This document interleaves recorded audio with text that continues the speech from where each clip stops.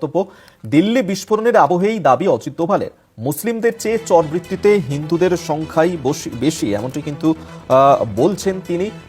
অজিত দোভাল তিনি বলেছেন যে 1947-এর পর থেকে পরিসংখ্যান উল্লেখ করেছেন অজিত দোভাল এবং তাতেই তিনি কথা বলেছেন যে চরবৃত্তি। And let me tell you one small thing, now that I have been exposed as a man who is this thing.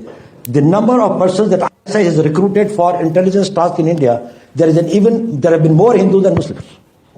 If you see all the number of cases from 1947, which have been these things under the official secret act and the counter-espionage cases, I think people in media must be the things that all these cases which come, more than 4,000 cases, probably not even 20% will be Muslims. So it's a very wrong concept. We will carry the Muslims with us. আপনাদেরকে শোনালাম যে ভারতের জাতীয় নিরাপত্তা উপদেষ্টা অজিত দোভাল তিনি এই বিষয় নিয়ে ঠিক কি বলেছেন আপনারা শুনলেন।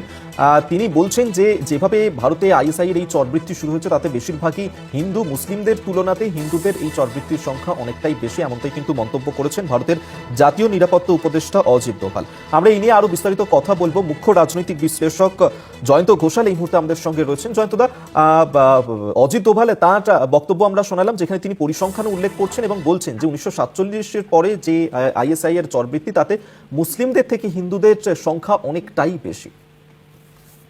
দেখো অভিক, অজিত দোভাল যেটা বলতে চেয়েছেন পরিসংখ্যান দিয়ে, সেটার মূল প্রতিপাদ্য বিষয়টা হলো যে হিন্দু এবং মুসলমান এই ধর্মের প্রিজমে মানে নিরাপত্তাজনিত বিষয়টা আমাদের এই পার্সপেক্টিভটা ভুল। মানে এটাকে শুধুমাত্র সন্ত্রাসবাদী বা জঙ্গি মানে হচ্ছে মুসলমানরাই জঙ্গি, এইটা একটা সুইপিং মানে জেনারেলাইজেশন, একটা মানে একটা আমরা ঝাঁপিয়ে পড়ে একটা সিদ্ধান্তে উপনীত হই, যেটা আমেরিকাতে পর্যন্ত আমরা দেখেছি, যেটা শাহরুখ খানকেও মানে বিমানবন্দরে, আন্তর্জাতিক বিমানবন্দরে যেটা মোকাবিলা করতে হয়েছিল, মানে দাড়ি থাকলে মুসলমান, মুসলমান মানে হচ্ছে জঙ্গি। এই যে প্রতিপাদ্য বিষয় যেটা তো একটা বিরাট ভাবে পৃথিবী জুড়ে প্রচার হয়েছে এবং ভারতেও বিজেপি বা সংঘ পরিবারের দিক থেকেও বারবার বলা হয়েছে। কিন্তু অজিত দোভাল যেটা বলতে চাইছেন সেটা কিন্তু ধর্মের প্রেক্ষিতে নয়, তিনি সিকিউরিটি পয়েন্ট অফ ভিউ থেকে আরেকটা নতুন তথ্য দিতে চাইছেন। সেটা হচ্ছে আইএসআই তারাও কিন্তু রণকৌশল বদলে অনেক বেশি হিন্দু যুবক যুবতীদের তারা হায়ার করছে।